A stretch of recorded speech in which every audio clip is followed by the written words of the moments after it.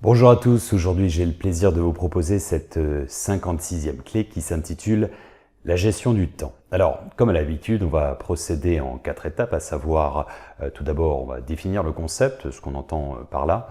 Ensuite, sa raison d'être, son champ d'application, et puis dans une 3e étape, puis une 4e, on verra respectivement une quinzaine de techniques, et ensuite une quinzaine également de petits conseils. Alors, de quoi il s'agit? Tout d'abord, on va prendre le temps, n'est-ce pas, de parler justement de cette gestion du temps. On va définir ce que c'est, on va prendre le temps, n'est-ce pas, comme on essaie de le faire dans différentes vidéos.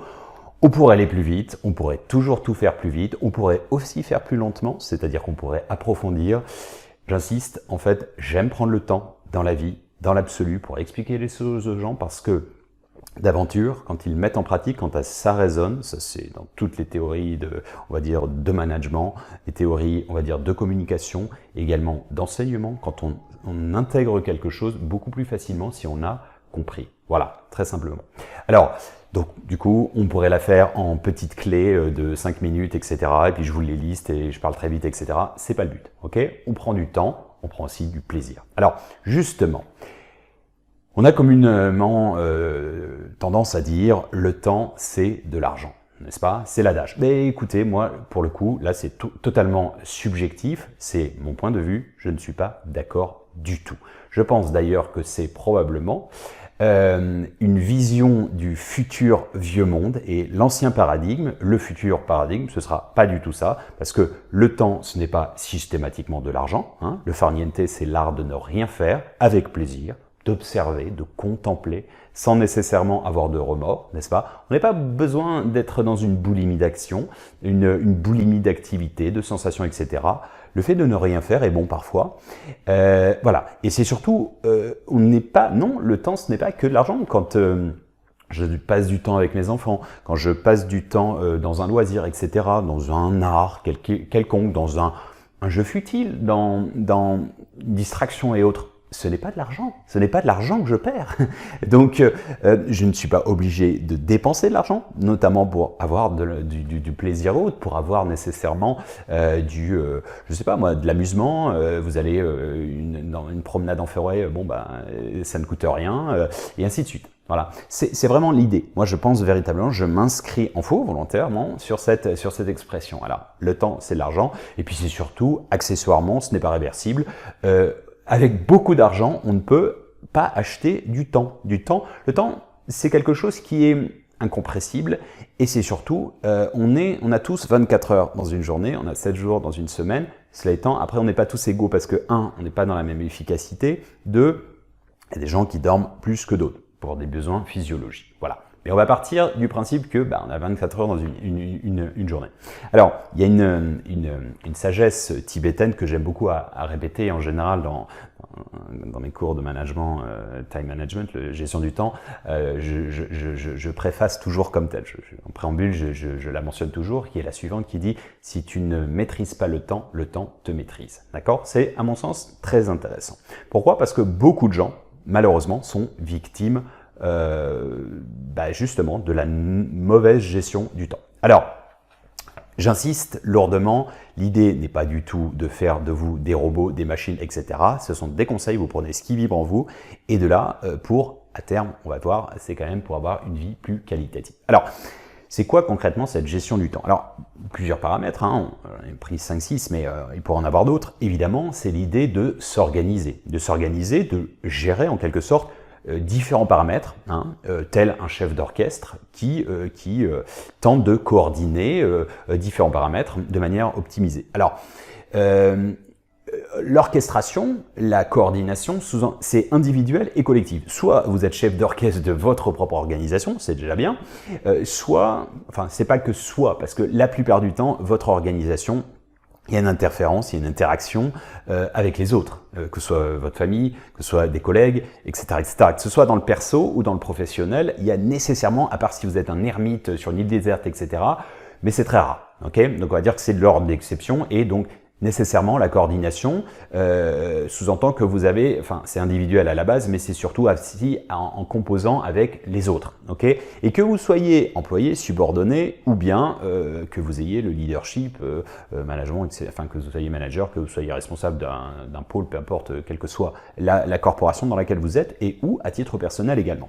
Premier point, l'organisation. Deuxième point, c'est le fait de mener à bien des projets. Okay. Mener à bien des projets, qu'ils soient d'ordre personnel ou professionnel, d'accord? Et notamment avec des actions, d'accord? De là, bien entendu, aussi, c'est pas le tout, c'est le troisième axe, c'est de les mener à bout. À bout, pas être à bout de souffle et être dégoûté, non, de les mener à bien et de les faire réellement accoucher, que ce soit pas des avortons et que ça accouche dans la matière et dans la réalité. D'accord? Donc, une sorte de rigueur et de discipline. Ensuite, 4, c'est surtout le point principal, c'est avoir le sens des priorités. Ça, j'y reviendrai bien entendu. 5, c'est savoir évaluer des tâches, c'est-à-dire des tâches que vous sachiez quantifier, évaluer le temps nécessaire en fonction, bien entendu, que de vous, si c'est vous qui les faites, ou bien si c'est quelqu'un qui les fait pour vous, ok, si vous le déléguez, mais disons que vous sachiez, enfin, c'est en fonction, évidemment, de votre efficacité, c'est en fonction de votre productivité, en quelque sorte, d'accord? Donc, savoir évaluer une tâche, et notamment dans sa réalisation, pour vous ou pour les autres. Et enfin, bien entendu, l'idée, la dernière point, c'est de ne pas systématiquement procrastiner, ok? Procrastiner, ça veut dire quoi? Ça veut dire remettre à plus tard, ok? Voilà, on va continuer dans ce sens. La raison d'être, bien entendu, d'une bonne gestion du temps, la raison d'être, le pourquoi et ses champs d'application. Tout d'abord, ne plus être passif, mais actif par rapport au temps. Si tu ne maîtrises pas le temps te possède, enfin, tu te maîtrises ou te possède, on pourrait aussi dire. Donc, ne pas être passif, c'est-à-dire être en souffrance et attendre, etc., d'être victime du temps et toujours le lapin d'Alice qui court. Non, on prend les rênes en quelque sorte de sa vie, de la vie en général, et on tente d'être actif et même mieux, d'être proactif. Proactif, ça veut dire quoi? Ça veut dire d'anticiper, d'avoir un coup d'avance comme dans les échecs. 1. Ne plus être passif, mais proactif, idéalement, sinon tout au moins actif. 2. Être mieux organisé, on l'a vu, organisation. 3. De là, être plus efficace. 4. Prioriser, super important. 5. Optimiser, ce qui est une notion d'ergonomie, du temps, etc. C'est de l'organisation, hein, pour être honnête. Avoir une vie plus qualitative, et non pas nécessairement que quantitative, hein, parce que le but du jeu, ce n'est pas d'optimiser. Je suis pas du tout, je pense que vous l'aurez bien compris, dans le délire d'avoir plus de temps pour faire plus de fric, plus travailler, etc., etc. Je ne suis pas ce qu'on appelle un staccanovis du boulot ou un branleur. Je suis pas dans les extrêmes. Encore une fois, je ne suis pas un idéal, je suis juste une personne qui tente humblement de partager tous les outils qu'il a pu mettre en place, qu'il a appris, qu'il a créé lui-même, etc., etc. Donc c'est à vous ensuite de composer. Mais l'idée sous-jacente, c'est d'avoir une vie plus qualitative dans l'absolu, plus épanouie. Donc faire davantage de choses que l'on aime et que l'on considère comme importantes. Ça, c'est très important. Passer du temps en famille, je ne sais pas si vous avez une passion, etc., etc., que ce soit de l'ordre du personnel ou du professionnel. Être plus en harmonie, bien entendu, c'est implicite avec soi-même et de là avec les autres, le monde. Et donc, ces vibrations et d'être dans un processus d'éveil. C'est pour ça que je pense que cette clé est très importante parce que beaucoup de gens, malheureusement, si vous connaissez dans votre entourage, je dirais, si je sortais des statistiques plus ou moins aléatoires, je n'ai pas vu d'études là-dessus, mais je dirais qu'une grosse majorité, pour pas mettre de pourcentage, mais j'en ai en tête, sont mal organisés ou ne savent pas gérer leur temps. D'accord? Donc du coup, ils sont toujours en panique, ils sont toujours en stress et tout est lié. Et si vous êtes toujours en stress, vous êtes frustré, vous avez l'impression de pas avancer, de pas être dans la semoule, vous savez, de courir comme dans les rêves, parfois on n'avance pas. Bon, c'est pas épanouissant. C'est frustrant, etc., etc. Et c'est surtout que le fameux nouveau paradigme, le pragmatisme, etc., etc., ça nécessite aussi de l'organisation. Encore une fois, ça va pas tomber du ciel. Quand vous mettez en place des projets, des organisations, des spectacles, je sais pas moi, des événements culturels, des trucs caritatifs et autres, quand il y a des respects d'échéances et tout, évidemment, ça implique une notion d'organisation et de là, évidemment, de gestion du temps.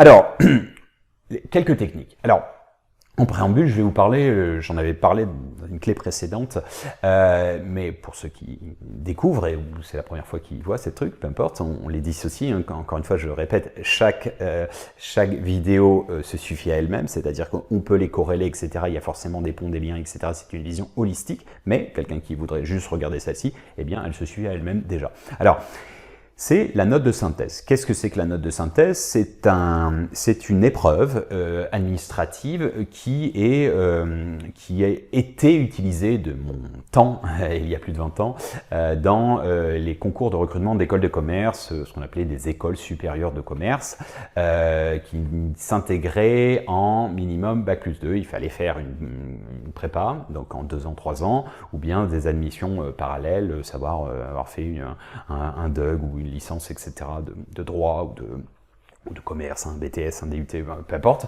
Enfin, il fallait déjà avoir des diplômes. Bon, bref. En fait, elle a disparu, hein, cette note de synthèse. Elle est également, je ne sais pas encore si c'est le cas, mais moi je me suis préparé, donc j'étais à l'époque en Grande-Bretagne, j'étais en Angleterre, près de Londres, j'étais en licence, donc le bachelor en anglais, et moi je l'ai fait, cette note de synthèse, je vous explique ce que c'est ensuite, pendant 1 an. C'est-à-dire qu'à titre personnel, c'est-à-dire que je m'étais acheté des bouquins d'admission à l'ENA, d'accord, l'école de l'administration, hein. Bon, pas pour être dans la politique, mais en fait parce que justement c'était un niveau encore supérieur à ce qu'on avait en école de commerce. Mais disons que c'était une belle préparation. Donc en fait la note de synthèse, le principe est relativement simple. Dans l'absolu, d'ailleurs, pour les écoles de commerce, il y a trois épreuves. Celle-ci, qui compte pour beaucoup, culture G, culture générale, et 3, le niveau d'anglais, d'accord? Donc, la première, c'était celle-ci, et c'est celle où la plupart, à 90% des cas, des étudiants se vautrent et se tôlent littéralement. Pourquoi? Parce qu'en fait, vous avez 4 heures pour résumer, faire une synthèse structurée, bien sûr, d'à peu près une trentaine d'articles à lire. Vous avez 4 heures pour le faire, ok? Sachant que si vous lisez tous les articles, normalement, vous en avez pour à peu près 6 heures. Donc, on va se dire, mais attends, mécaniquement, c'est pas possible. Non, ce n'est pas possible, en fait, de tout lire bien. Il faut savoir lire vite et en Z, c'est-à-dire de puiser les mots importants, de prendre des mots-clés, de les lister, et ensuite, à la fin, quand on a fait ça pour les 30, il faut corréler. Donc c'est la structure, de la synthèse et surtout de la coordination et le fait de remettre. Alors, c'est, à vrai dire, c'est une gymnastique de l'esprit extrêmement intéressante. Pourquoi? Parce que ça permet vraiment de s'organiser. Alors, vous allez me dire, c'est très bureaucratique, etc., etc. Oui, mais vous savez, les mathématiques ne servent à rien dans l'absolu, à part si vous voulez vraiment être ingénieur et tout, mais ça sert juste, c'est de la neuroplasticité, c'est de la gymnastique de l'esprit qui permettront à terme d'avoir un cerveau plus performant pour d'autres tâches. D'accord? C'est comme si vous faisiez du stretch. Moi, je me souviens quand je faisais de la gymnastique, on faisait en parallèle beaucoup de muscu pour muscler et du stretch aussi, enfin des étirements qui n'avaient rien à voir avec les exercices en soi de gymnastique, mais c'est nécessaire pour être plus performant dans l'absolu. Donc, moi, je suis pas du tout quelqu'un, je vous ai déjà expliqué plein de fois, je pense que vous avez bien compris, je ne suis pas quelqu'un, je suis à la fois, j'ai fait des études et en parallèle sur plein d'activités, je suis un pur autodidacte. Je suis aussi beaucoup dans l'intuitif. Donc, ce que je veux dire par là, c'est que cette note de synthèse est très intéressante dans l'application. Pourquoi? Parce que justement, ça permet 1, de synthétiser, comme son nom l'indique, 2, de faire des ponts, des liens, et c'est la dimension holistique. Hein. C'est le fait, dimension holistique, c'est de trouver des corollaires, des liens entre les disciplines. Donc c'est transdisciplinaire, multitâche, etc., etc. Et ça, c'est de la méthodologie du futur, c'est-à-dire du futur paradigme. Voilà, petite préambule. Alors, et justement, la clé de la note de synthèse, qui est assez troublant pour beaucoup, c'est que on l'a fait bien si on a compris qu'il fallait pas lire parfaitement. Donc en fait, on fait bien que si on accepte de ne pas faire parfaitement. Et je trouve ça très intéressant dans le schéma. Et moi, je me souviens à l'époque, en l'occurrence, je me suis quand même bien pris la tête. Je crois que je faisais ça tous les samedis matins, donc c'est casse-couille. Hein, franchement, je vous le dis franchement. C'était, j'allais me cantonner à la bibliothèque, etc. Bon, ma nana l'a pas fait. Bon, elle s'est vautrée littéralement, et on avait 12 écoles à l'époque. Moi, j'ai eu les 12 du coup. J'étais admissible et je les ai eues. Elle en a eu que 2 parce qu'elle s'est plantée, parce qu'elle a essayé. Bon, encore une fois, c'est comme ça, c'est la vie, on s'en fout. Mais c'est intéressant. C'est donc j'ai réussi. Pourquoi? Parce que je m'étais préparé. Encore une fois, hein, c'est pas parce que je suis un génie, parce que je suis intelligent, rien à voir. C'est parce que je me suis entraîné. Encore une fois, la discipline et la motivation et l'investissement. Bon, voilà. Tout ça. Et puis, je vais vous dire que ça m'est resté toute ma vie. Toutes nos formations, quelles qu'elles soient dans la vie, ce sont des initiations. C'est ce que j'essaie de faire par rapport à ces parallèles dans l'absolu, c'est que autant une activité que vous avez pu faire dans le passé, si vous avez fait du droit, si vous avez fait, ça vous servira toujours pour tout. Même, je sais pas, même des tafs d'été, faire la plonge, faire des trucs comme ça, c'est toujours initiatique. Alors, première chose, première technique, c'est de mettre les choses par ordre de priorité, par ordre d'importance. Ce qui est important pour vous n'est pas forcément important pour votre voisin, pour votre conjoint, etc., etc. C'est très important de prioriser. Je vais donner une métaphore qui est communément, qui est relativement connue, c'est la métaphore du vase. Ok, un énorme vase, une jarre énorme, et vous avez à y mettre à l'intérieur des grosses pierres. Ok, vous avez ensuite, deuxième étape, vous avez des petits cailloux, ensuite des petits gravats, ensuite du sable et ensuite de l'eau.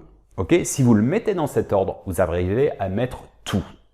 Si vous commencez par l'eau, ensuite le sable, ensuite les petits gravats, ensuite les petits cailloux, pardon, et ensuite vous finissez par les pierres, vous ne pourrez jamais mettre les pierres. Qu'est-ce que ça veut dire? La hiérarchie, les grosses pierres, c'est les trucs, c'est les piliers, c'est la priorité de ce que vous devez faire impérativement, que ce soit aujourd'hui ou dans la semaine, etc. Donc ça, vous ne pouvez pas en démordre. On va dire que le sable, c'est secondaire, c'est une fois que tout le reste a été fait.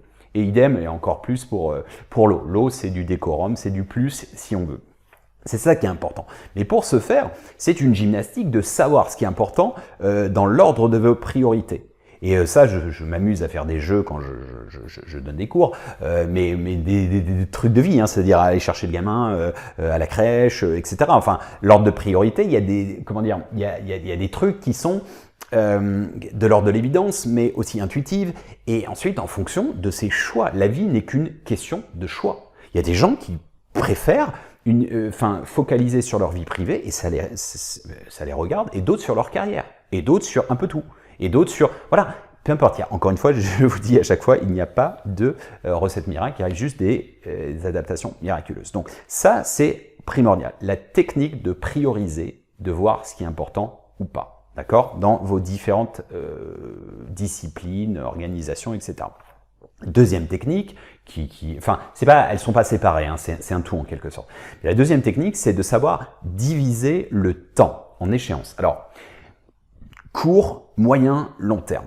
Il faut savoir qu'après, il y a il y a encore un autre levier, c'est ce qu'on appelle en fait de la segmentation, on va dire, stratégique et opérationnelle. Alors, ça s'applique, on va dire, tout type d'organisation, que vous soyez ingénieur, que vous soyez à la gestion de projet, commerce, etc. Mais voilà, c'est communément admis, on peut se l'appliquer dans... Alors, je vous explique ce que c'est. Alors, opérationnel, ça veut dire petite échéance, ok? Et stratégique, c'est une vision à long terme, d'accord? Donc, mais cela étant, par exemple, dans une société, ou bien, je dirais même en politique, le court terme, c'est pas moi qui l'invente, c'est comme ça, c'est dans la stratégie. Le court terme, c'est entre maintenant et 6 mois, d'accord? Le moyen terme, c'est entre 6 mois et 2 ans. Et au-delà, entre 2 ans et 5 ans, c'est ce qu'on appelle du long terme. Et du très long terme, ce serait au-delà de 5 ans à 10 ans. Donc des visions à très long terme, créer, des autoroutes, un programme, d'île artificielle, enfin pour un pays, hein, j'entends, de créer, enfin voilà, c'est des choses qui ne se font pas en 2 secondes, c'est ça ces visions. Ces segmentations, donc ça, ce serait de l'ordre stratégique. Court, moyen, long terme dans une vision opérationnelle, c'est-à-dire quasiment au jour le jour, enfin sur une petite échelle de temps. Le court terme serait la journée, le moyen terme ce serait la semaine et le long terme ce serait par exemple dans le mois. D'accord? Voilà. Donc c'est des manières de voir les choses. Donc de segmenter déjà au-delà de la priorité, de voir ensuite comment on peut saucissonner en quelque sorte le temps. Ensuite, il faut savoir qu'il y a des tâches qui requièrent, c'est important de dire ça, dans les projets, il y a des tâches qui requièrent, notamment dans le travail de fond, qui ne se font pas d'un coup d'un seul. Qu'est-ce que ça veut dire? Quand vous écrivez par exemple un bouquin, vous n'écrivez pas d'une ligne, hein, c'est très rare. Hein. Vous écrivez des idées comme ça, comme bon, tout le monde a ses techniques, hein, ça je les révèle dans les miennes en l'occurrence. J'explique que j'ai peut-être eu autant de techniques que de bouquins, enfin peut-être pas quand même, mais peut-être eu 5-6 techniques différentes. Donc, bon, ça c'est particulier, mais chacun a ses techniques, on va dire. Mais il y en a d'autres, ils vont mettre des idées comme ça, et puis après ils vont commencer à rédiger, ou bien ils sont complètement dans la chronologie de l'histoire, ou bien l'histoire se déroule au moment où ils écrivent, etc. Enfin, voilà. Mais disons que c'est relativement rare qu'on fasse un projet d'un coup d'un seul. Hein. Idem pour tout type de projet. Donc ça, c'est important de se dire que parfois, moi je le dis, on se le voit, que ce soit un travail ou même à titre personnel, je vous dis pour tout ce que je fais artistiquement, il y a des choses, moi, même ces conférences, entre guillemets, lapsus, mais en fait, souvent elles sont le fruit soit de travail que j'ai pu faire intégrer dans ma vie de tous les jours, soit la restitution dans des bouquins, soit, oui, l'objet de conférences, etc. Et donc, mais cela étant, je me remets toujours à neuf. C'est-à-dire que j'ouvre un document et je commence à mettre des idées, ou je prends un papier, je mets des idées, comme ça, subitement, je les organise, je le reprends le lendemain, je reprends sur une semaine, etc. Je vais lisser. C'est-à-dire que je vais pas faire une clé comme ça en 2 secondes, quoi. Je la fais pas aujourd'hui. Pourquoi? Parce que je sais que je vais dormir entre-temps, je vais faire du sport, je vais m'amuser, je vais regarder un film, je sais pas, je vais voir une exposition qui va me donner plein d'idées, etc., etc. Puis après, en parallèle, peut-être je vais faire aussi des recherches, des études, etc.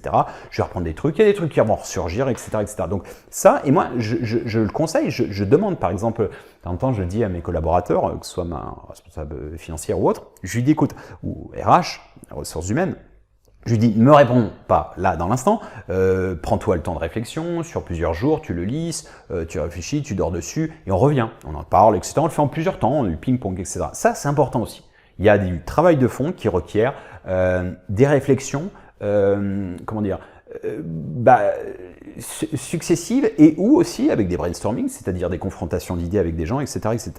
Alors, ensuite, les outils. Alors, moi, j'invite les gens à utiliser les outils qui vivent en vous, bien entendu. Moi, je suis très visuel, j'ai besoin d'écrire, j'ai besoin de voir avec des couleurs, etc., etc. Donc, tout ce qu'on appelle des mappings. Ok, c'est pas pour faire le terme en anglais, ce serait cartographie, mais c'est pas très évocateur. Donc, des mappings, ce sont des schémas, etc.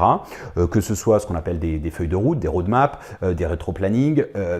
Vous avez plein aujourd'hui. Alors, moi, je suis pas très informatique, je suis plutôt de la vieille école, j'aime bien les papiers. Je me suis évidemment, dans mon travail, je suis obligé, on travaille en groupe. Dès lors que vous travaillez en groupe, vous êtes obligé d'avoir une structure qui est sur un plan informatique. Hein.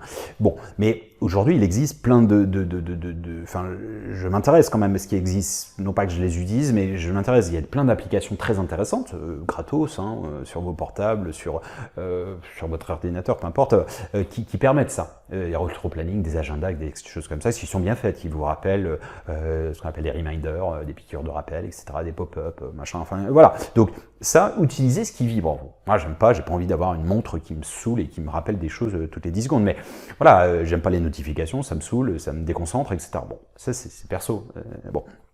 Mais j'ai mes méthodes et j'ai ce qu'on appelle des templates, j'ai mes propres mappings. Je suis désolé d'utiliser du franglais, là c'est pas trop mon genre d'habitude, j'aime pas trop quand on fait ça, mais c'est juste que là, en fait, ça s'y prête, c'est-à-dire qu'il n'y a pas trop d'équivalent. Template, bon, je sais pas comment trop le traduire, mais bon.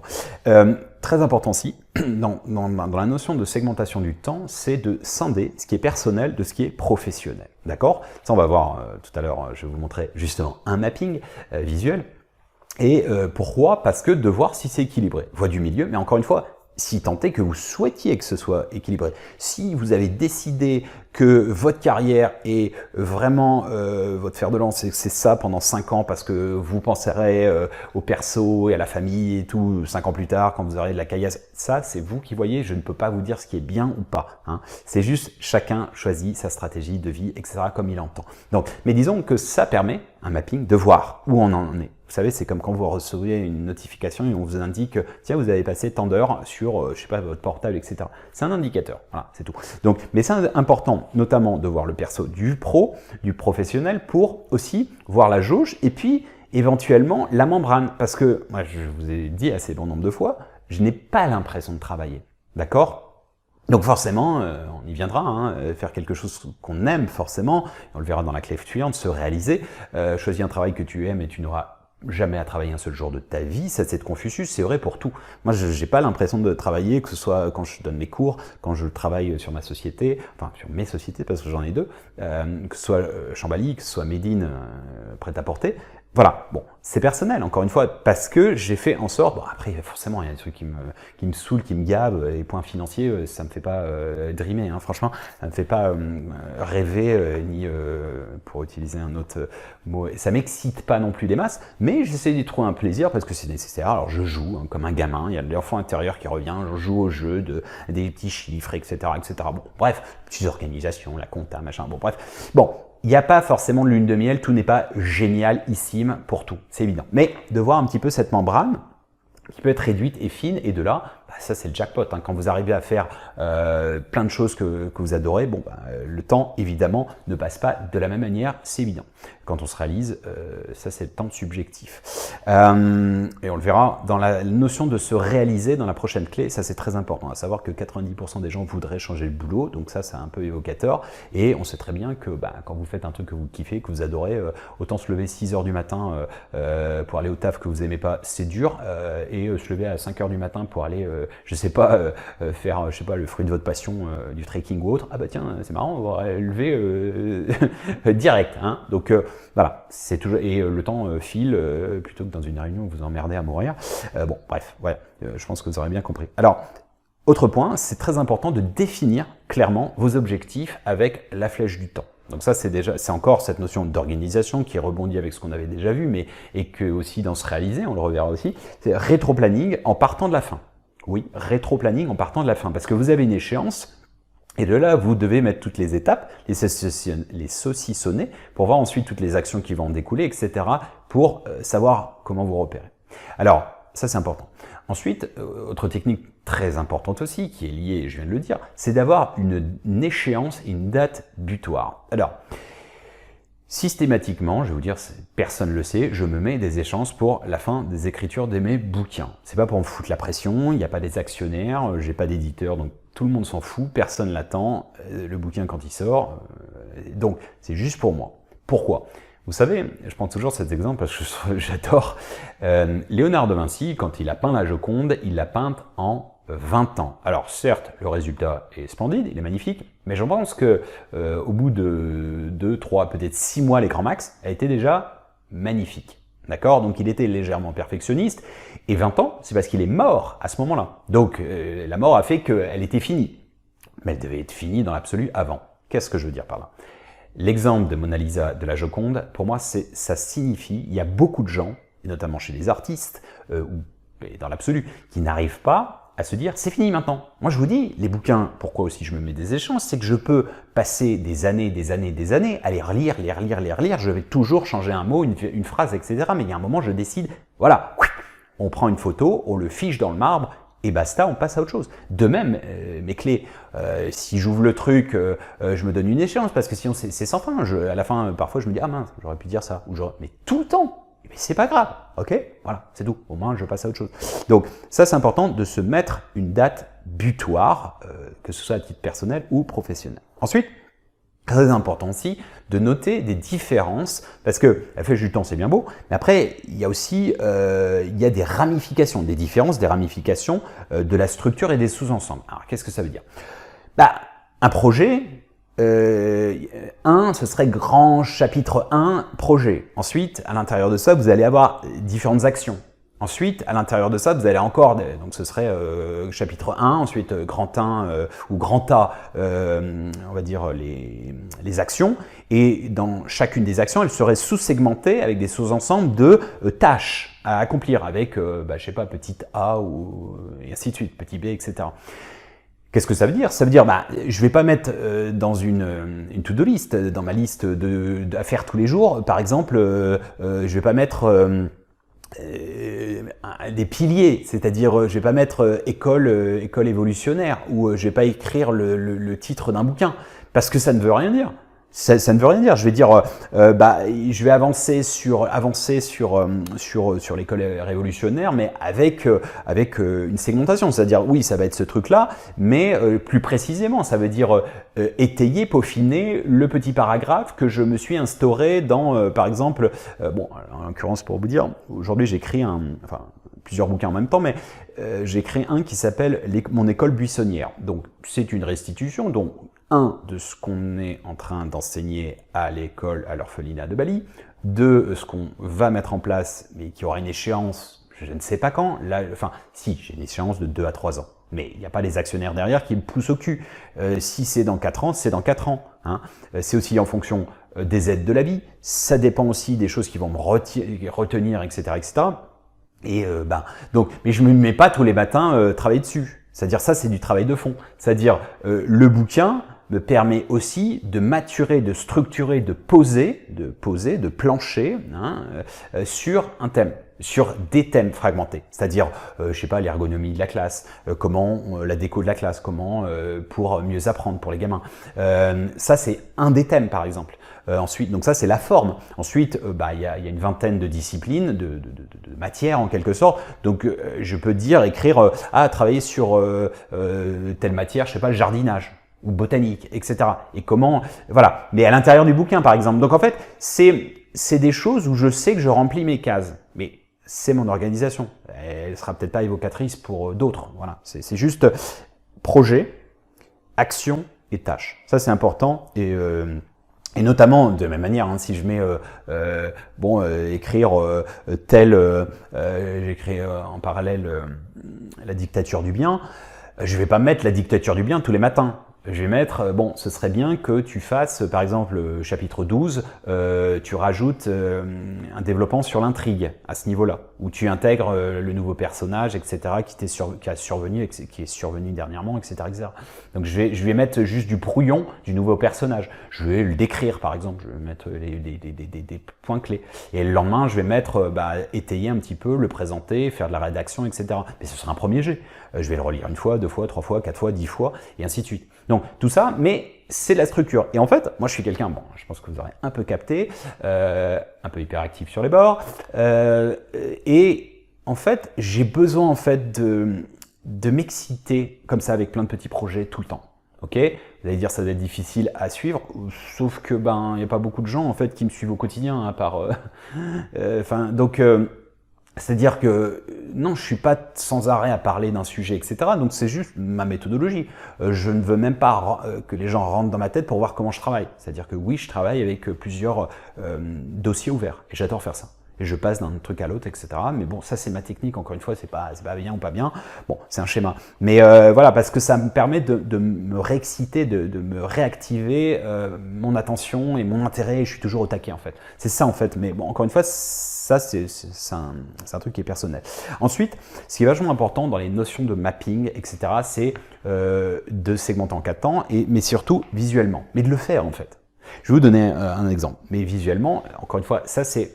Faut pas confondre la fin et les moyens. C'est pas, excusez-moi, se branler avec de la méthodologie pour dire deux, pour les remplir. Si jamais vous mettez, je sais pas, pour faire une to-do list, c'est-à-dire une liste de points importants à faire dans la journée, c'est comme une liste de courses. Ça doit pas vous prendre plus de 1 minute. Sinon, si vous mettez 4 heures pour la faire tous les matins, déjà là, on n'optimise pas du tout le temps.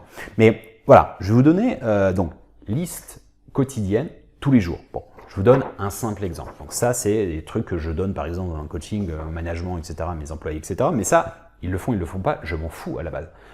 S'ils ont envie de le faire sur une application, juste en mémo, etc., moi, je le fais pas forcément comme tel, je l'ai dans la tête. Et où? Mais ça, c'est systématiquement, tous les matins, j'arrive, je fais ma méditation, quand c'est au bureau ou quand je suis chez moi, peu importe, mais j'écris les points de cette priorisation. Je sais plus ou moins la valorisation du temps dont j'ai besoin et j'ai justement cette sensation de satisfaction quand ah, vous barrez un truc, ah, vous l'avez fait, ah, c'est fait, ah. Et à la fin de la journée, quand j'ai vu que j'ai fait 80% et notamment, bon, il reste un peu de l'eau, du sable, comme on a vu dans la métaphore, c'est pas grave, on le remet à demain. D'accord? Mais au moins, j'ai fait les choses essentielles. Donc, ça se présente comme tel, mais encore une fois, ça, c'est dans la tête, entre guillemets. Ou bien, vous l'imprimez, vous le faites comme ça parce que vous êtes très académique, vous êtes structurel, vous êtes, je sais pas, très hémisphère gauche et vous scolaire et vous avez besoin qu'on vous coach, etc., etc. Et vous le faites. Mais voilà. Donc, dans l'idée, évidemment, il y a des niveaux d'importance. Moi, là, j'ai mis, on pourrait le décliner en 4 ou 5 ou 10, hein, si vous voulez, mais là, moi, j'en ai mis 3. Un, rouge, top priorité, c'est-à-dire que vous ne pouvez pas finir la journée sans l'avoir fait. 2, c'est important mais pas si urgent, c'est toujours important quand même, hein, c'est pas. Et puis niveau 3, c'est garder en tête, c'est-à-dire si j'ai du temps, si j'ai de l'envie, surtout si j'ai de la motivation, je le fais aujourd'hui. Mais sinon, c'est pas la fin du monde. Donc ça, parfois, vous le repoussez sur, je sais pas, sur plusieurs mois. Hein. Le fameux, enfin, il y a plein de projets, mais projet dont je parle, mais depuis qui mature dans ma tête depuis 20 ans, c'est le projet de plateforme dont je vous parlerai dans la prochaine clé, plateforme des bonnes idées. Et parce que jamais, c'est jamais, enfin, il y a toujours des choses plus importantes à faire avant. Bon, en l'occurrence. Bon bref, mais tout ça pour dire que, en l'occurrence, comment je visualise. Alors déjà, ça n'excède jamais, là j'en ai mis 5, mais faut pas que ça fasse plus de 30. Si vous en avez 30, jamais vous allez faire ça pendant toute la journée. Et sinon, ça veut dire que c'est trop ramifié. D'accord? Encore une fois. Donc, il y a une action. Donc, c'est l'action ou projet ou je sais pas. C'est l'action, c'est ce que vous devez faire. Ensuite, c'est plus ou moins la durée que vous estimez. Et ensuite, la durée prévue et la durée réelle. Encore une fois, ça se fait en 2 minutes chrono. Ou 3 minutes, 5 minutes grand max. Allez, 5 minutes si vous prenez un peu de temps de réflexion, etc. Mais ça ne doit pas excéder, sinon c'est contre-productif. Mais ce qui est intéressant, c'est cette notion qui viendra en découler ensuite, c'est de savoir s'évaluer. Pourquoi? Parce que savoir s'évaluer, qu'est-ce que ça veut dire? Ça veut dire, j'avais prévu une demi-heure pour ça, j'en ai mis 45 minutes. Et on verra ensuite que c'est bien, c'est pas ça. C'est, bon, la prochaine fois, je sais que je me mets pas 30 minutes si je sais que j'en ai besoin pour au moins 1 heure, etc., si je vais bien le truc. Ou bien, je pense que je n'ai pas été assez efficace, ou bien, on a pris plus de temps parce que j'en sais rien. Encore une fois, on n'est pas des robots. C'est-à-dire que, on verra tout à l'heure, même recentrer le débat, que ce soit dans, je sais pas, comme dans une réunion, quand c'est à titre professionnel, etc. Nous, dans notre boulot, on fait des blagues tout le temps. Je me marre tout le temps. Et de temps en temps, allez, c'est pas tout ça, mais on ressente le débat. Donc, je vais pas dire on arrête les blagues, on arrête les feintes, mais on sait qu'on a des échéances. Et je vais voir ensuite, on expliquera comment débuter un entretien, une entrevue, etc. Bon, évidemment, vous ne faites pas ça pour, je sais pas, on va pas se dire, bon allez, top, chrono en main, c'est le dîner de famille, alors temps de parole, toi, t'as 10 minutes, toi 15 minutes, sors une blague. Ça, c'est pas ça non plus. Hein. Je vais vous montrer un rétro-planning d'une journée où à titre, il y a du perso et du pro. Je dis pas à ma femme, au fait, à 18h, on fait l'amour, une demi-heure, montre en main, etc. Évidemment non. Hein. C'est juste pour pousser le trait au maximum. On n'est pas des robots, c'est juste, ce sont des outils. Et qui dit outils, ça nous sert, c'est pas pour nous desservir, c'est pas pour nous aliéner, c'est pas pour faire de nous des putains de machines. Ça, c'est ce qu'on peut reprocher, entre guillemets, à certains énarques, à certains professionnels extrêmes, staccanovistes du boulot, que ce soit dans les businessmen, etc. C'est juste saoulant, hein, les gens qui sont tout le temps bon, je t'accorde 15 minutes, ok, opérationnel. Ça, c'est saoulant. Il y a un moment, c'est pas ça, hein, c'est pas du tout ça. Bon, alors, là, en l'occurrence, donc, c'est surtout s'évaluer. Comme ça, on verra comment ajuster ensuite. Donc, voilà, ça, c'est bon, ça vous permet de visualiser. J'insiste lourdement. Ensuite, vous faites la même chose. Alors, ça, c'est journalier, mais encore une fois, ça prend 2 minutes. Ça, concrètement, alors vous allez me dire, ça prend du temps. Oui, mais ça, je l'ai rempli volontairement. Quand on le voit en Zoom, on voit que c'est réel, hein, c'est des heures, etc. C'est juste complètement fictif. C'est-à-dire, c'est pas ma vie. Hein, mais disons qu'en fait, pourquoi? C'est déjà, on visualise quoi? On visualise qu'il y a 4 couleurs. Enfin, il y a 2 couleurs, mais il y a 2 nuances. Il y a du vert et il y a du jaune. Alors, en quoi ça correspond? Le vert, c'est ce qui est privé. D'accord? Le jaune, c'est ce qui est professionnel. Donc déjà, on peut voir l'équilibre entre une vie professionnelle et contrebalancée avec du personnel. Premier point. Ensuite, le vert foncé, c'est tout ce qui est personnel, mais que vous aimez profondément. Ensuite, le vert clair, on va dire que c'est votre privé, mais routinier. D'accord, je sais rien, faire le ménage, bon, c'est peut-être pas le kiff de tout le monde, hein. Si vous avez la chance d'avoir une femme de ménage, c'est différent, mais je sais pas, enfin, tous ces petits trucs-là pour lesquels il faut le faire, hein, emmener les gamins à l'école, etc. Enfin, toutes ces petites choses, c'est les rituels, machin, etc. Donc, de voir ce qu'on aime, ce qui est rituel, entre guillemets. Mais là, par exemple, je l'ai mis, hein, c'est pas du mytho. Quand je vous dis la clé, je sais plus, 29, le réveil magique, 30, je sais plus, ouais. Je l'intègre, c'est-à-dire je me lève le matin, etc. Mais encore une fois, je suis pas avec le chrono. Attends, chérie, j'ai 10 minutes là. C'est au feeling et c'est flexible aussi. D'accord? Ça, c'est super important, bien entendu. Mais voilà, par exemple, ça permet aussi, si vous voulez, en fait, donc le perso, de voir ce qui est nouveau, etc. Et aussi, le jaune, c'est le professionnel, ce qui est nouveau. En jaune foncé, c'est ce qui est nouveau et le reste, c'est du standard. D'accord? Donc, travail de fond. Je m'alloue une période, je sais pas, tel jeudi matin et je bosse que sur des projets de fond. Personne ne m'emmerde. En gros, c'est un peu le truc. On verra la technique après. Voilà, je suis cloîtré, on ne me dérange pas. Et on alloue en fait, parce qu'on verra qu'il y a une déperdition dans le monde du travail, parce que c'est pas ergonomique, parce qu'on se dérange toutes les 10 secondes par exemple. Bon, c'est un peu l'idée. Mais c'est surtout, là par exemple, c'est de voir, encore une fois, ça vous le faites une fois, vous le faites peut-être pas toutes les semaines non plus aussi chiadé, parce que sinon là on devient des robots. Hein, c'est pas l'idée. C'est juste, ça vous permet par exemple de mettre, d'allouer entre guillemets dans la tête un créneau en quelque sorte pour être vous-même, hein, pas par égoïsme, pour être avec vos copains ou vos copines, pour être avec votre femme ou votre mari, c'est-à-dire que et pour être aussi avec vos enfants ou en famille. Enfin, mais ce que je veux dire, c'est que c'est important pour avoir un équilibre. C'est une invitation, encore une fois, vous en faites ce que vous voulez, peu importe. Mais oui, on peut aussi avoir un dîner en amoureux parce qu'on a mis les gamins chez la belle-mère, chez la nourrice, etc. Et ma femme redevient ma femme avant tout, avant d'être la mère de mes enfants, etc. Et voilà. Enfin, je pense qu'on verra dans la sexualité, on verra aussi dans la clé de l'amour. Tout ça, c'est des petites choses, des techniques, etc. Bon, qui permet de visualiser, encore une fois, ne m'en voulez pas, ne vous foutez pas de moi dans le sens où, putain, c'est un robot, on voit que c'est un chef d'entreprise. Non, parce que, encore une fois, vous savez, moi, j'en côtoie beaucoup à Bali. Il y a beaucoup de gens perchés, dreamers, namasté, machin, ouais, ils ont plein de belles idées, des projets, machin, c'est super autour de la plage du feu, machin, avec le djembé en... Ouais, c'est cool, super cool. Sauf que rien n'est mis rien n'aboutit jamais. Enfin, il y en a bien entendu, heureusement.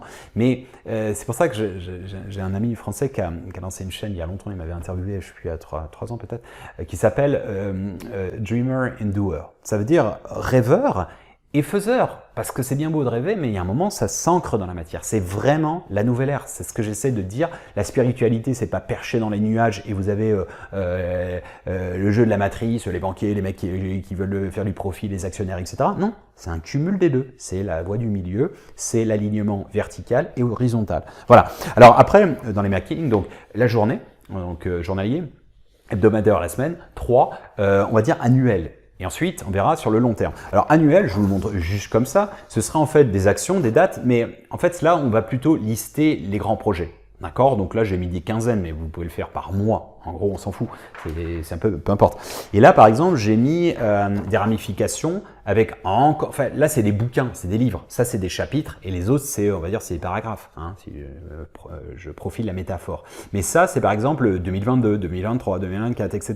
Donc là, par exemple, je mettrais, je sais pas, 2024 ici, l'ouverture de l'école. Par exemple. Ou par exemple là, l'ouverture de l'école en ligne, d'abord. Et ensuite, l'école physique. Et là, peut-être des succursales dans le monde entier. Et ainsi de suite. Voilà. Mais c'est juste à titre visuel, en quelque sorte. Voilà. Alors, donc ça, c'est la mise en pratique des mappings. Ensuite, définir un agenda, c'est-à-dire un ordre de jour quand... Alors ça, c'est plutôt à titre... professionnel. Hein. Bien que, moi je dois vous avouer, quand avec des potes, souvent, on s'appelle 1 heure par semaine. Ils sont à distance, ils sont à Shanghai, il y en a d'autres à Jakarta, etc. Enfin, peu importe, dans le monde entier ou en France. Et on se donne 1 heure. Voilà. Parce que sinon, on peut parler 3 heures, 4 heures, 5 heures, et on n'a pas tous. Mais alors, bon, là, évidemment, on se donne pas un agenda, on va parler de quoi. Mais dans une réunion, donc ça s'appelait plus au professionnel, passez la vidéo si vous voulez. Mais c'est la notion de préparer un agenda, ça veut dire en gros l'ordre du jour. On va évoquer quel point clé pour être exhaustif, pour ne pas en oublier, pour ne pas digresser sans cesse, c'est-à-dire d'une réunion qui était censée faire 1 heure, elle dure ce qu'on appelle les réunions fleuves, elle dure pour s'échouer dans l'immensité. J'en ai vécu des traumatismes en grande distribution pendant 5 ans dans une société que je ne nommerai pas, 3e mondiale, vous regardez mon LinkedIn, vous la trouvez, allemande, et putain, c'était atroce parce que j'étais victime de ça. C'est-à-dire que j'allais pas dire à mes boss, bon, vous avez fini là de vous branler la nouille, etc.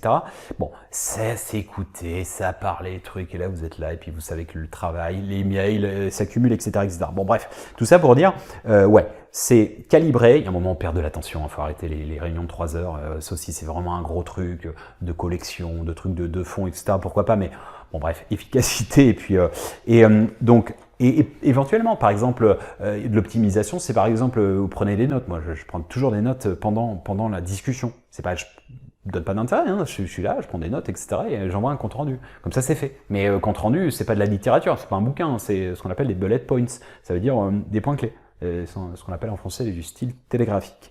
Alors, et surtout, on ressente le débat. Bon, c'est cool, c'est marrant, on a parlé du week-end, machin, on digresse, on fait des grosses blagues et machin. Oui, on revient au centre. Parce que sinon, on finit jamais. Donc, est-ce qu'on a élaboré tous les points? Oui. Est-ce qu'on s'est mis une date butoir, enfin un délai, etc. Oui. C'est-à-dire, on s'est mis au départ, on s'accorde une demi-heure. Où évidemment on n'est pas des abrutis.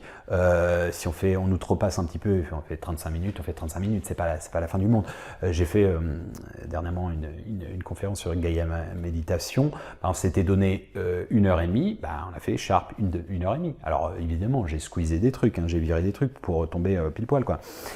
Utilisez aussi la technique ne pas déranger parfois. Alors ne pas déranger, c'est notamment dans le professionnel, mais dans le personnel. Moi, je voyais, ça c'était un des conseils de Joe Dispenza qui le dit, il le dit assez ouvertement, il le dit à titre personnel, j'ai dit à mes enfants, ne me dérangez pas pendant ma méditation. Papa a besoin de se recentrer grâce à la méditation, il sera plus disponible après.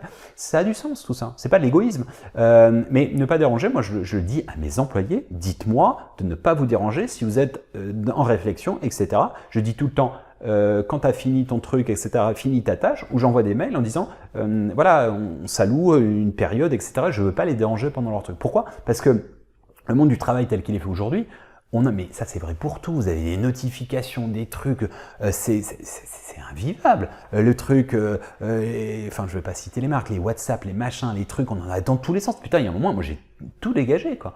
Je peux pas je suis là, ah tiens, j'ai un message, attends, je vais regarder. Ouais, je me déconcentre. À chaque fois que je reprends, je me déconcentre.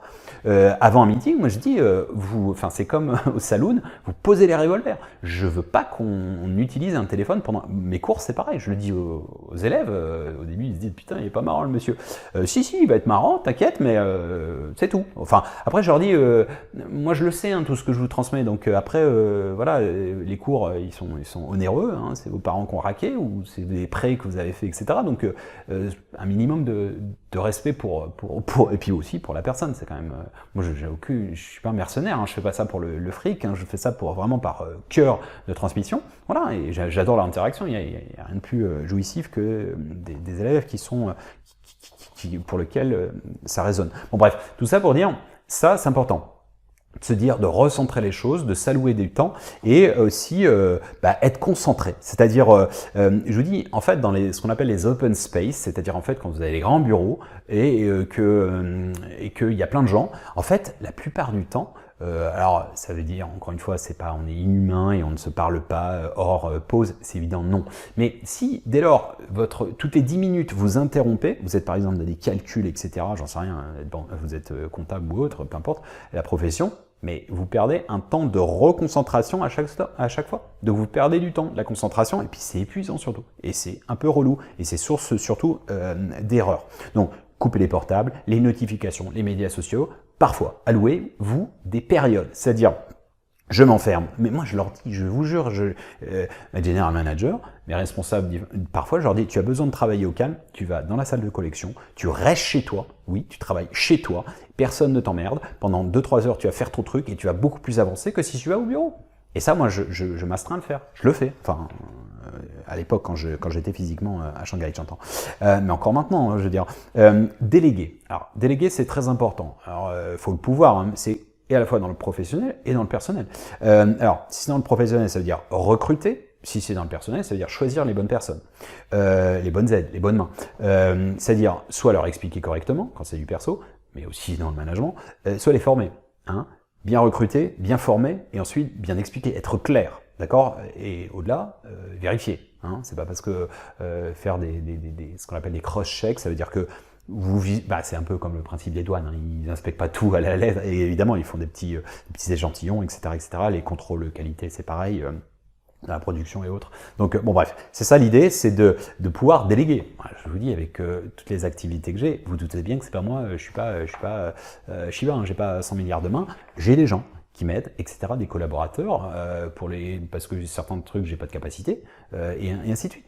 Il n'y a pas de, encore une fois, quel que soit l'entreprise, même à titre personnel, artistique ou autre, il n'y a pas véritablement de démarche solitaire à 100% individuelle. Il y a forcément des interactions avec les autres et c'est important, c'est ça aussi, gérer son temps, c'est d'être aidé, avoir des bonnes personnes de compagnie, des collaborateurs, etc. ou des amis, tout simplement. Ensuite, l'analyse des résultats. Qu'est-ce que ça veut dire? Tout à l'heure, on a vu évaluer ce dont vous avez besoin en tant que tâche, ou bien parce que c'est des subordonnés, que vous êtes dans une association, vous donnez cette responsabilité à quelqu'un, vous savez évaluer en fonction de son efficacité. Bon, il est un peu lent, un peu de tension, etc. C'est pas grave, il est comme ça. Et puis voilà, on va pas lui foutre la pression. Donc voilà, je sais qu'il va en avoir pourtant, ou bien sinon je vais le mettre sur quelqu'un un peu plus rapide, plus efficace, etc. Donc, mais en fait, et toujours, même à titre personnel pour soi, de voir entre guillemets ce qu'on estimait et ce qu'est la réalité. Parce que plus on fait cette gymnastique, plus on arrive à être plus ou moins, avec la prédiction. Et ensuite, parce que c'est ça, l'estimation du temps permet l'efficacité, dans le sens où soit vous dites, vous voulez vous améliorer ou pas. C'est-à-dire, ok, là on l'a fait d'habitude, je pensais qu'on allait mettre 30 minutes, on a fait 45 minutes, mais c'était nécessaire, parce qu'à un moment, je sais pas, on a déliré, ou je sais pas, il y a eu un petit moment où on discute perso, on fait des blagues, on parle d'autres choses, et on philosophe, etc., etc. Et ça fait partie de la vie, parce qu'on est encore... Donc, je le sais pour la prochaine fois, donc je m'évalue différemment. Ou bien, ouais, non, c'est vrai que là... c'est branler la nouille, ça ne servait à rien, et la prochaine fois, je peux réactiver le tir. Donc, s'évaluer, hein, donc pour planifier dans le futur, et ou savoir si on a des actions correctives à mettre en place pour éviter de perdre de temps la prochaine fois. Les conseils. Alors, avoir une discipline et une organisation pour soi-même. Hein. Qu'est-ce que ça veut dire? Ça veut dire déjà le vouloir. Ensuite, c'est s'investir. Sinon, encore une fois, il y a zéro intérêt. Hein. Si d'aventure, vous regardez cette vidéo et qu'à la fin, vous ne mettez rien en place, moi, à la limite, je ne le saurais jamais. Mais c'est pour vous. Vous avez perdu du temps. Alors, sauf, je ne sais pas si...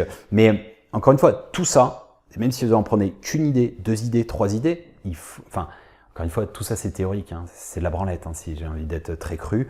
La théorie c'est pour ça qu'en anglais, je me répète tout le temps, on dit tout le temps, practice makes perfect. Ça veut dire que seule la pratique permet d'accéder à la perfection, ça veut dire à un bon résultat. Sinon, c'est de la bibliothèque, c'est du théorique et c'est de la culture G, c'est bien beau, mais à la fin, on s'en fout, quoi. Faire ce qu'on aime. Bon, encore une fois, dans les conseils, le temps passe quand même beaucoup moins vite, beaucoup moins lentement. Quand on a la pendule du salon dans un boulot, dans une activité, si vous détestez la pêche, n'allez pas à la pêche, faut pas être con. Ça dure des heures, hein. C'est atroce d'attendre et surtout si vous n'avez pas de poisson et que vous n'aimez pas ça du tout, aucun intérêt. Mais ça, c'est vrai pour tout, ça semble être du bon sens, mais il y a plein de gens qui font des trucs qu'ils n'aiment pas. Mais arrête! Pourquoi tu le fais? Ah, mais c'est bon pour... oui, mais c'est bon pour, par exemple, l'activité physique. Mais prends un putain de sport que tu aimes. Il y a forcément un truc qui va te faire kiffer. Je sais pas, un truc ludique, je sais pas, du squash, du tennis, il y a un côté, on compte les points, machin, c'est marrant. Tu le fais avec un copain, on rigole, après on va boire un coup. Enfin, je sais pas, il y a plein de choses qui... moi, je déteste la muscu. Je déteste ça. Eh ben, je fais du sport qui me permet de me muscler ou de faire travailler mes activités, mais sur un tapis, etc., à courir, ça me saoule à mort, quoi. J'ai l'impression d'être un hamster. Bon, si vous n'avez pas la capacité d'aller voir un parc, etc., ben voilà, c'est comme ça, mais ça sert à rien de se forcer. Je dis pas qu'il faut pas avoir de contraintes, hein, mais parce que de temps en temps, oui, ça fait chier d'aller courir dans le froid en ce moment. Il fait moins 4 degrés, etc. Oui, on est bien d'accord que parfois c'est bon. Choisis un travail que tu veux et que tu aimes et que tu n'auras jamais à travailler un seul jour de ta vie. C'est pareil pour toutes les activités de la vie. Mon archétype, voilà, c'est difficile de se lever à 6h du matin quand c'est pour aller faire un taf qu'on n'aime pas. C'est beaucoup moins difficile de se lever beaucoup plus tôt pour aller faire un trekking, une activité, une compétition, un truc que vous adorez, vous êtes passionné pour, c'est évident. Ne pas remettre à plus tard, procrastiner, d'accord? Ne pas remettre à demain ce que tu peux faire aujourd'hui. C'est un adage, appliquez-le. Appliquez-le. Tiens, ah non, je le ferai plus tard. Non, je le fais maintenant. Pourquoi tu veux faire? Donc ça, c'est important, c'est une des techniques, je me souviens plus le nom. C'est un truc où, en gros, vous commencez la journée avec tous les petits trucs qui prennent pas beaucoup de temps. Ok, c'est des micro-trucs, des micro-tâches, mais vous l'avez fait et vous faites ça pendant une demi-heure et vous avez l'impression d'avoir déblayé psychologiquement plein de choses. Vous avez l'impression d'avancer. D'accord? Donc ça, c'est pareil dans la foulée. Les petites victoires, qu'est-ce que ça veut dire? Se voir avancer, ça c'est primordial. Je vous dis, dans des gestions de projets, gestion de management, etc. Les gestions de projets même de mes bouquins, de tout ce que j'entreprends, si je me vois pas avancer, il y a un moment, comme tout le monde, je m'épuise. D'accord? Pour vous dire, je dis souvent, pour un peu choquer les étudiants, on ne fait pas un date, un rendez-vous galant pendant un an avec une personne. Il y a un moment, il faut passer à l'acte. Soit ça devient un copain ou une copine, soit on s'oublie. Si ça marche pas, mais enfin c'est sympa la séduction, tout le bordel, ok. Mais il y a un moment, enfin faut entrer dans la matière, hein, si je puis être un peu pragmatique. C'est-à-dire, moi j'ai vu plein de gens, c'est comme ça que quand je consulte des gens, j'aide des gens à mettre des projets, des sociétés en place, etc., que ce soit mes étudiants ou d'autres à titre de consulting, je vois parfois que ça ne peut pas durer plus de 2 ans un projet, 2-3 ans, parce que ça ne peut pas prendre beaucoup moins de temps, mais c'est comme un accouchement, hein, ça prend 9 mois, mais ça ne peut pas prendre plus de temps parce que sinon on s'épuise. C'est l'arlésienne, c'est le truc qu'on voit jamais, il n'y a rien de pire. Donc, se mettre des échanges permet ça, vous pouvez les repousser, mais surtout les petites victoires, se voir avancer. D'où ce truc de mettre une to-do list et de se dire, moi je sais que j'ai cette notion de complétude, de se sentir complet et d'accomplissement, on va voir dans se réaliser dans la prochaine clé, quand justement le soir je vais au lit et j'ai rempli les petites cacages et je me dis ah putain j'ai bien bossé aujourd'hui, ah j'ai bien avancé sur ceci, mais bossé dans le sens j'ai fait l'écriture, j'ai fait des projets, j'ai fait des trucs perso, je suis allé courir machin, ou bien j'ai pas d'état d'âme à mettre alloué un truc, ah j'ai bien rien foutu aujourd'hui, ah bah putain mais je l'ai trop bien fait, qu'est-ce que ça fait du bien, faire niente. C'est pas, encore une fois, je suis pas dans la quête personnelle de boulimie d'activité pour dire d'avoir des activités et toujours plus de plus, hein. Je suis pas dans cette frénésie de non-satiété. Mais les petites victoires, c'est le fameux match amical qu'on fait avant la Coupe du Monde avec le Liechtenstein ou l'Andorre, désolé pour ces pays-là, mais bon, en général, c'est les amateurs, donc forcément, on leur met un 12-0, 10-0, c'est marrant, bravo, on est content, on se met en confiance, c'est... Voilà, donc les petites victoires permettent de se mettre en confiance et de se voir avancer parce que psychologiquement, je dis toujours en management, la première personne que vous managez, c'est vous-même. Vous ménagez. Donc ménagez vos ardeurs. Hein. Vous ne pouvez pas être en sprint tout le temps, mais c'est important de se voir avancer. Établir clairement des échéances, je pense on est assez clair, que ce soit, peu importe sur papier, en logiciel, en application, peu importe, mais de mettre clairement des échéances. Savoir dire non. Oui, savoir dire non. Ce n'est pas... Il y a des gens qui ne savent pas dire non. Il y a des gens qui ne savent pas dire « je ne sais pas ». Ça, c'est horrible. En Asie, il y en a beaucoup. C'est très chiant. Pourquoi? Parce qu'on ne vous force pas. Il n'y a rien de pire. C'est où l'aéroport? C'est là ou c'est là-bas? Le E, on ne sait pas, parce que soit tu sais pas, mais tu peux me dire c'est là-bas. Sauf que c'est pas la mauvaise direction. Donc quand tu arrives là-bas, tu loupes ton avion et tu es dégoûté, ou ton train, ou peu importe. Donc ne me dis pas si tu ne sais pas. Dis-moi je ne sais pas, je t'en serai reconnaissant d'avouer ça, et je demande à quelqu'un d'autre. Si vous ne savez pas dire non, Et vous pouvez même diplomatiquement expliquer pourquoi. Je suis désolé, hein, j'aimerais bien, mais je fais pas 30 services. Je vais mal le faire, je n'ai pas les capacités, je n'ai pas le temps. Là, je suis bien, je te jure. Franchement, c'est pas l'envie qui monte, mais demande à quelqu'un, il est plus élève. Enfin, c'est pas mal. Demandez-moi de sauter 3 mètres, je n'y arrive pas, je n'ai pas les capacités. Demandez-moi d'intégrer plein de trucs et tout. Il y a un moment, je peux pas aller, on ne peut pas être sur tous les fronts. Ce n'est pas possible, on ne peut pas chasser plusieurs lièvres en même temps. Et ce n'est pas aider quelqu'un de lui promettre des choses que vous n'arriverez pas à tenir. Ça, c'est un truc, franchement, parfois on a des usines comme ça, on lance un projet et tout, et puis à la fin, ils n'avaient pas intégré dans leur production, rétro-planning de production, etc. On essaie de vérifier tout ça, et puis ils nous ont pipoté. Et à un moment, en fait, le cadavre ressort à la surface et vous dites, mais pourquoi tu m'as pas parlé? Pourquoi tu n'avais pas de transparence, un partenariat et tout? Ouais, mais j'ai pas osé, etc. Ben ouais, mais là, tu nous fous dans la merde. Et t'es dans la merde, on est dans la merde, on est tous dans la merde, et on a des échanges par rapport aux clients et tout, et c'est pas cool, quoi. C'est pas correct, en fait, dans l'absolu. C'est pas un respect de la vie, en fait. À titre d'exemple, dites... ah si, je vais venir t'aider à te filer un coup de main pour ton déménagement, et puis vous venez pas. Parce que vous avez la flemme, vous avez fait la fête, vous avez une grosse gueule de bois, etc. Mais n'engagez pas. Ah ok, d'accord, c'est cool parce que du coup, j'ai dit à mes autres copains de ne pas venir parce que c'était pas nécessaire, on aurait été trop nombreux, ce serait gêné. Ou bien, je vais venir te chercher, je t'emmène à l'aéroport en voiture, ce 4 du matin, tu sais pas te lever d'habitude. Ah mais t'inquiète, je vais me mettre au taquet et tout. Et puis vous n'arrivez pas à vous lever. Et donc le gars, il est dégoûté. Parce que il a loupé son avion. Alors ou bien il est obligé de prendre un taxi à la dernière minute, ça lui coûte plus cher que s'il avait pris les transports en commun, j'en sais rien, le premier métro et tout, ou le RER, peu importe. C'est ça. Donc ne pas hésiter à dire non. C'est pas une faiblesse. 2, ce n'est pas mal. Moi, je me prends des vestes très souvent. Et je respecte. Il y a des gens, que ce soit des clients, ou je sais pas, quand je propose des conférences, de temps en temps, et les gens ils me disent désolé, je suis blindé et tout. Pas de souci, mec. T'as répondu, c'est déjà super bien de ta part. Merci, c'est honnête. Voilà, c'est tout. Je me le prends pas mal. C'est pas un truc perso. J'en fais pas une histoire personnelle. Accord Toltec. Alors ensuite, évitez les bouffeurs de temps. Évitez les gens qui, alors soit dans le personnel, dans le professionnel, c'est pareil.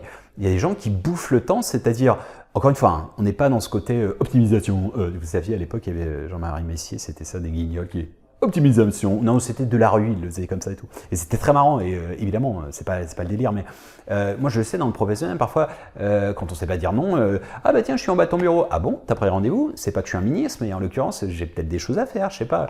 C'est pas le truc, un copain passe et, oh tiens, je suis dans le quartier et tout, ça dit, on prend un thé ou on va boire un verre. C'est pas ça, hein. C'est différent. Mais les bouffeurs de temps, c'est des gens, en fait, qui s'emmerdent dans leur vie et qui vous agrippent. Alors, ça peut être sympa, hein, je dis pas, la petite grand-mère, pareil, les gens, jamais ils comprennent pourquoi, putain, les vieux, pourquoi ils vont faire leurs courses pendant les heures de pointe avec tout le monde. Les gars, logique, ils veulent voir des gens. Ça, c'est du bon cœur. Donc, c'est pas ça, hein, c'est pas la petite vieille qui vous prend 5-10 minutes avant, en rentrant chez elle parce qu'elle a envie de parler. C'est pas ça. Hein. C'est juste des gens qui systématiquement vous bouffent le temps comme vous bouffent l'énergie, etc. Donc ça, faut faire gaffe. Hein. Prenez le leadership, ça veut dire ménager, être proactif, ça veut dire gérer un appel, un planning, etc. Je suis désolé, là je vais devoir y aller, franchement je dois aller chercher le gamin. Le gamin n'est peut-être jamais existé, peu importe, que ce soit professionnel ou personnel. Ok, c'est des petits, ce qu'on appelle des white lies en anglais, ça veut dire des petits mensonges, ça fait pas la fin du monde, c'est pas très grave. C'est les prises de congé en fait. Prise de congé, je rends mes affaires gentiment, hein. Vous n'êtes pas comme la cloche des gamins qui sort et tout le monde comme dans les films américains, c'est pas ça. Hein. C'est juste, on montre que voilà, on arrive à terme, etc. Mais nous on le fait super souvent et vous pouvez être diplomate bien que vous n'ayez pas entre guillemets l'ascendant, c'est-à-dire c'est les conventions, c'est pas il faut faire ceci, c'est ça, mais quand vous êtes avec un client, il a l'ascension, entre guillemets, parce que c'est lui qui va payer à la fin la note, hein. Donc c'est lui qui est décisionnaire surtout. Mais on est prestataire, mais dans le sens où, vous m'accordez combien de temps? Je sais que vous avez un temps précieux, vous n'avez pas un temps extensible, une demi-heure ça va, etc., etc. Et vous revenez, etc. Et donc la personne a l'impression que vous êtes efficace, parce que vous lui vendez, entre guillemets, de l'efficacité. Si vous commencez à lui pomper 2 heures de son temps, et à un moment, c'est pas cohérent. Donc, mais vous pouvez faire ça dans l'absolu. Les gens vont jamais vous dire, non mais j'ai rien à foutre. C'est évident. Donc, et en étant toujours respectueux. C'est pas, voilà. Alors, aussi, faire des feedbacks. Faire des feedbacks, ce sont des reformulations. pour être sûr que l'on est sur la même longueur d'onde. Mais ça, c'est vrai pour tout. Les erreurs de communication font qu'on perd un temps considérable à essayer de réparer des trucs qui ont été mal faits. Que ce soit dans des projets, que ce soit dans le boulot, etc. Ah oui, mais j'ai pensé que oui, bah, c'est de l'interprétation. Feedback, ça veut dire, t'es sûr que t'as compris? Oui, j'ai compris. Ok, feedback active. T'as compris quoi? Ok, ou bien, t'as compris? Bah écoute, envoie-moi un compte rendu, bullet point, comme ça on est sûr d'être sur la même longueur d'onde. Bah non, tu vois, t'as pas tout à fait compris, ça c'était pas tout à fait ce que j'ai dit. Ou bien, bah tu vois, c'est pas exhaustif, il manquait ce point-là, ce point-là. C'est très simple, c'est pas pour faire chier, c'est juste pour gagner du temps. Et tous ces petits trucs, ce sont à la fois des raccourcis et aussi, bah, ça permet de faire plein de trucs pour avoir plus de temps pour aller jouer dans le jardin. Moi je vous dis franchement, tout ça, ce qui en découle, c'est un petit branleur de gamin qui adorait jouer et qui adore toujours jouer et qui, à l'époque, voulait vite travailler. Ok, il avait des bonnes notes, pas des excellentes notes, des bonnes notes, suffisamment. Il apprenait suffisamment quand il savait qu'il pouvait. Et pourquoi? Pour aller jouer dans le jardin, pour aller s'éclater. Voilà. Donc, je prenais un peu de plaisir quand même dans mes études. Heureusement, j'ai pas un faillot, mais voilà, l'histoire et tout, je kiffais.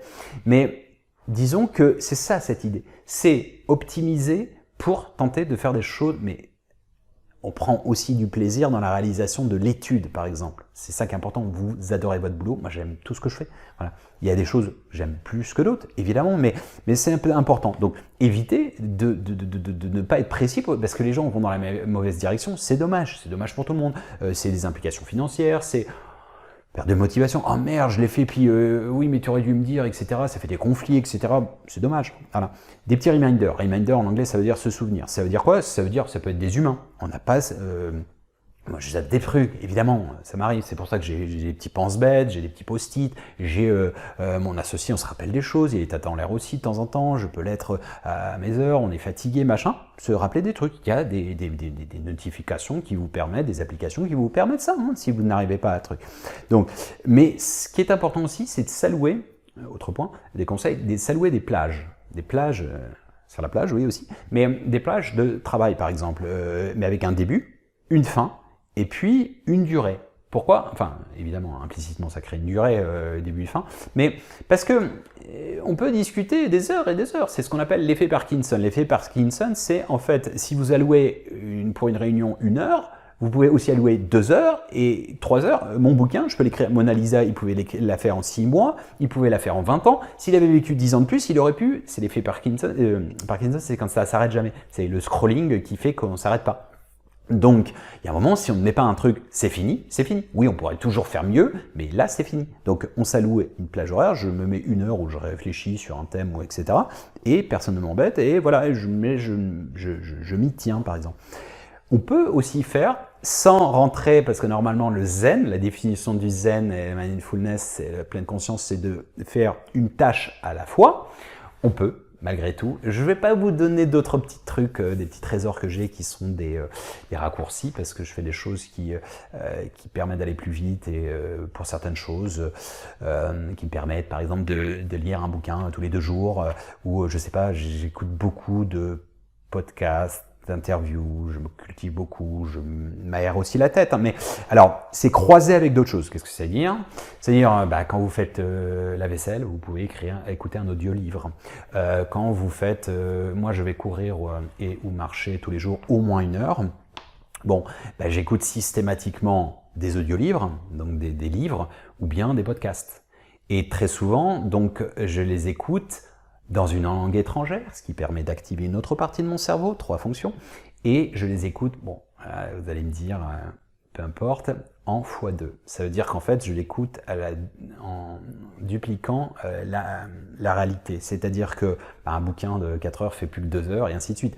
Mais c'est pas forcément en efficacité, c'est j'aime bien. En fait, je kiffe. Quand ça va vite, j'ai l'impression que les mecs sont au taquet. Alors, c'est peut-être pour ça que de temps en temps, vous pensez speed pour des choses, alors que je peux être aussi super lent, de tension.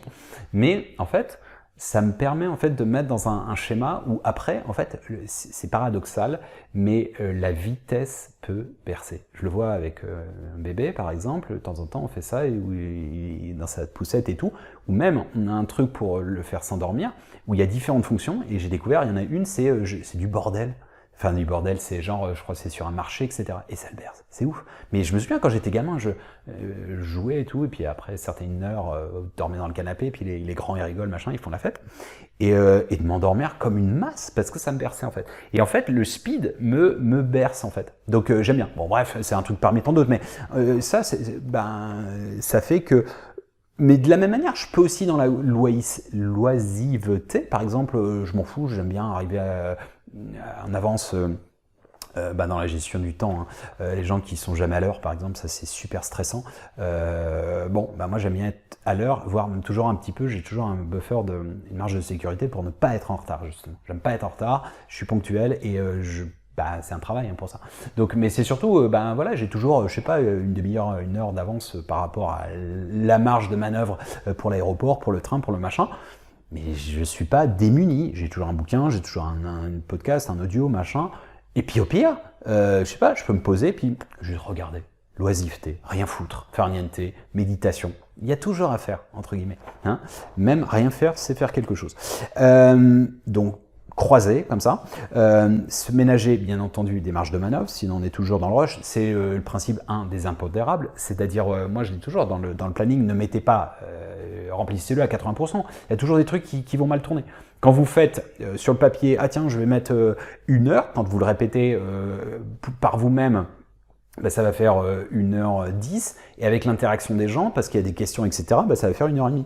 Il faut savoir justement, ça c'est ce qui en découle, savoir reprogrammer, reparamétrer en temps réel, en fonction des priorités, bien entendu. Moi, je le sais, dans mes cours, quand j'ai, je sais pas, sur un thème, j'ai 40 heures de cours sur un thème, ou je sais pas, j'ai une conférence machin, comment je fais pour arriver pile poil à l'heure pile et machin, c'est très simple, c'est que je squeeze des choses au fur et à mesure, où je rajoute, j'ai toujours prévu des trucs, etc. Si je pose des questions, etc., il y a une interaction, il y a un moment où bien tu peux dire gentiment, désolé, il faut qu'on avance parce que sinon on va pas finir, ou dites gentiment, et ainsi de suite. Mais en fait, c'est ça, reparamétrer, c'est le GPS, vous êtes planté, il vous redirige, il recalcule le paramétrage, parce qu'il y a toujours des interactions, il faut savoir écouter, en se focalisant sur l'essentiel. Et enfin, dernier point, super important, savoir faire des pauses. Faire des pauses courtes et longues. Courtes, c'est quoi? C'est, il y a une méthode, je la suis pas, je vous la donne, c'est tout, de faire une pause de 5 minutes toutes les 25 minutes. Moi, je suis pas un robot, je fais des pauses quand je suis fatigué. Je fais des pauses quand j'ai plus d'attention. Parfois, il y a des journées comme ça, j'arrive pas à me concentrer, etc. Enfin, c'est rare, mais non, je sais pas, à un moment de l'après-midi, je sais pas, il est 4 heures, je suis fatigué, j'en ai marre, je vais courir, je vais faire du sport, peu importe, je fais une méditation, j'arrête, je mate un truc, je sais pas, mais je me force pas. Mais donc du coup, je le fais plutôt par rapport à mon temps d'attention, ou bien je change de tâche. Je change, voilà, tout simplement. Mais donc, elle est préconisée de faire une pause de 5 minutes toutes les 25 minutes, voilà, c'est une des techniques. Mais disons que la pause, oui, est importante de faire une pause de méditation. Dans l'absolu, des pauses longues, c'est quoi? C'est s'aérer la tête, c'est ce qu'on a vu dans le passé.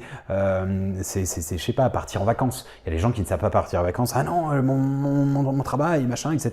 Oui, sauf que tu ne seras plus créatif. Oui, dans la créativité, on l'a vu. T'es pas créatif. Il y a un moment, aère-toi la tête. Rappelons-nous, la poussée d'Archimède, quoi d'autre, la pomme de Newton tombe, justement, cette inspiration tombe, à un moment, il lâche les trucs. Il va au terme romain avec son père, Archimède, et parce qu'il rentre dans le terme, il a la révélation. Eureka, j'ai trouvé. Pareil pour Newton. C'est un moment où il est oisif, il est dans la nature, et il se pose la question, il en a trop marre, il a la tête qui va exploser, et parce qu'il y a une synchronicité de la vie, parce que vous lâchez prise, moi, combien de fois? En fait, je cours. En fait, quand je cours, et parfois j'écoute des podcasts ou pas, où je suis en concentration, où je suis en vide absolu, et je vais prendre mon truc parce que je note un mot-clé. Pas toutes les 10 secondes non plus, mais je note un mot-clé parce qu'en fait, il y a mon cerveau qui travaille. Et j'ai plein d'inspiration au moment où je fais complètement le vide. Mais c'est important de s'allouer, que ce soit des vacances, qu'on parte ou pas, c'est pas une question de fric, mais de possibilités aussi. Non, c'est s'aérer la tête, c'est faire aller à la forêt, en bois, machin, dans la nature, faites un truc que vous kiffez, je sais pas, la philatélie, un truc de pétanque, on s'en fout, bien ou pas bien, c'est pas bien, c'est vous qui voyez.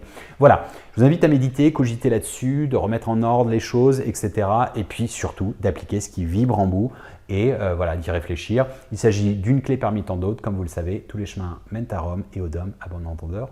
Salut!